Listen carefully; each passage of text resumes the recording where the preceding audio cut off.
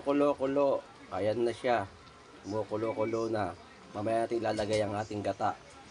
Lutuin natin siya ng gusto para talong sumarap ang ating ginataang tulingan. Next na natin yung gata. Ito po, ilalagay na po natin yung gata para sa kanyang paglapot.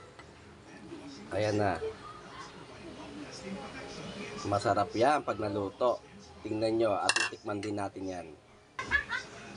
Antayin natin siyang lumapot at kumulo ng gusto para mamaya ilalagay naman natin ang pechay. Ayan na po siya, lumalapot na ng gusto. Maya po ilalagay na po natin yung pechay. Ito na po siya, isasama na po natin para maluto na siya ng gusto.